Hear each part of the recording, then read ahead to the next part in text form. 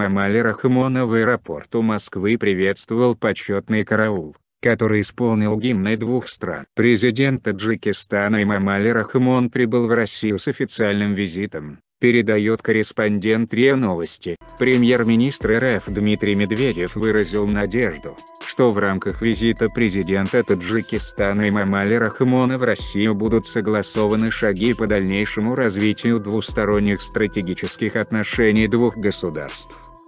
Президент Таджикистана Эмомали Рахмон предложил председателю Государственной Думы 7 созыва Вячеславу Володину приехать в Таджикистан, сообщает пресс-служба Госдумы РФ.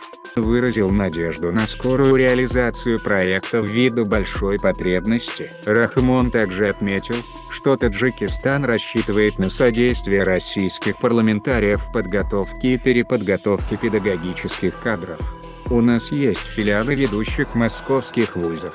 В стране функционируют школы с русским языком обучения. В 10 вузах функционируют факультеты русского и филологии. Все эти факты говорят о реальном, а не декларативном значении, которое имеет для нашего общества русский язык.